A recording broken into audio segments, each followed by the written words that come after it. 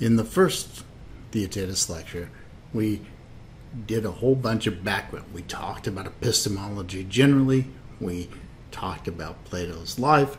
We talked about some of the ideological backdrop for both his philosophy and for specifically the Theaetetus. And then we introduced the first of three candidate theories for the nature of knowledge, the theory that to perceive is to know. We're going to pick things up today by continuing to work our way through these candidate theories, including a little side detour to look at the possibility of false beliefs. So recall that the first theory that we looked at was the view that to perceive is to know. That perception is sufficient for knowledge.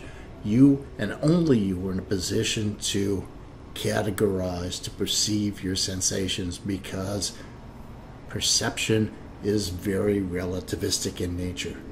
What you see from your perspective in that moment is something that can be potentially quite different from what anyone else from any other perspective or at any time could see. We noted that Plato criticizes that view roundly, and I suggested that he criticizes that view largely because he wants to reject the underlying understanding of the changes that are involved in sensation, that idea that perception is always and completely in flux. And he wants to argue that there is actually a constancy amid that flux. And he wants to forward a theory about perceptual knowledge that tries to create room for perceiving leading to knowledge and perceiving failing to lead to knowledge, to argue against the relativist and also against the skeptic, largely by reconceptualizing how it is that we perceive and what it is that is there in that constant flux of sensory experiences. The next view that we're going to look at is the view that knowledge is true opinion. And again, we should note, this is actually probably more like accurate judgment. Now, when you're reading through the dialogue, you might be going along and suddenly Socrates says, let's stop for a moment and now let's look at the idea of false opinion. So they spend a lot of time in the dialogue offering up accounts of how it is that we could have false opinion. Now, this is important because he wants to allow that we can make good judgments, we can make bad judgments, we can have perceptual knowledge, and we can fail to have perceptual knowledge. He criticizes the view that to perceive is to know on the grounds that it can't account for false perception and hence false judgment. And so he needs to come up with an account that can accommodate it. And so they go through a number of different theories about the origins of false opinion. They talk about false opinion as thinking of that which is not. They talk about false opinion as heterodoxy, deviating from a normal standard. They give a number of different examples to try and models to try and illustrate this point. The model of the ball of wax, the model of the aviary, these are all models of the mind, how the mind stores knowledge, how the mind uses that knowledge to make judgments given a perception. But ultimately, they will end up rejecting those views of false opinion as inadequate. They'll bracket that and return to thinking about theories of knowledge. And this is where they get to the final account that they look at in this dialogue. Knowledge is true opinion together with the rational account. Again, we want to think of that more along the lines of knowledge as correct judgment that's informed by logos. They want to then talk about what it is that gives us a rational account. What is it that allows us to correctly categorize, make judgments about the objects of sensory experiences? The first theory that they'll look at is that logos is an image or verbal expression.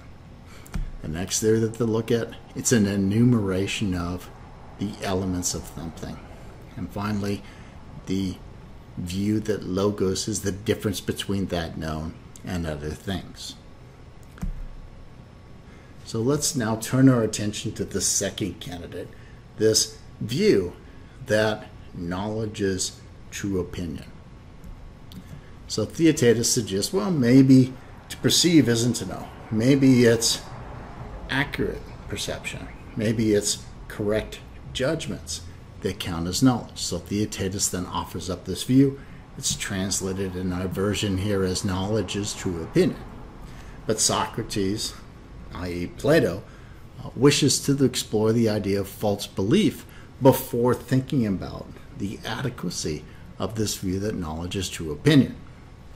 So this shift will kind of seem incongruous to you. You're going through your reading, thinking about knowledge. Now all of a sudden we're just spending a lot of time thinking about how it is that we get to have false judgments, inaccurate judgments about our experiences. However, remember that he's predicated, at least in part, his rejection of the doctrine that knowledge is perception on 2 points. Were knowledge identical to perception, no one could believe falsely, and perception seems to require knowledge because we get a hold of an object by getting at its form or essence, by making that judgment. There is this mental judgment component to perception that gives rise to knowledge. And so to make his theory work, he's got to offer up a theory of false opinion.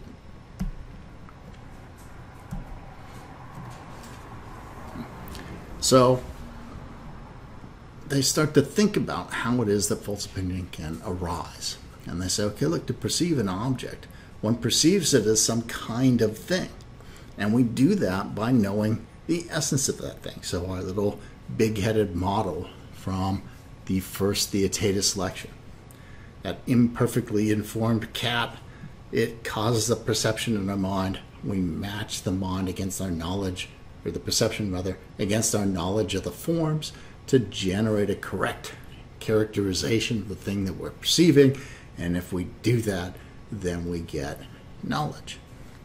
However, Socrates / Plato starts to think about that, and he realizes that it's problematic.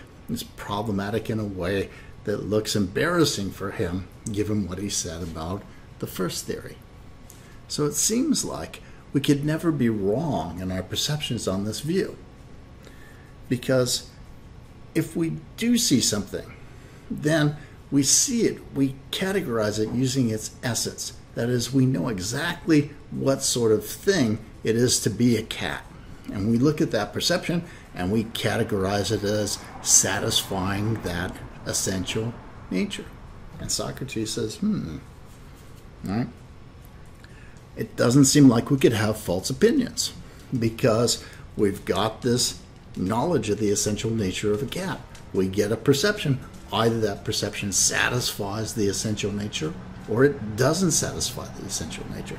Either it is a cat and we correctly judge it as such, or it is not a cat and we correctly judge it as not being an instance of that class. If we know the essential nature of something, how could we possibly make false judgments about our experiences?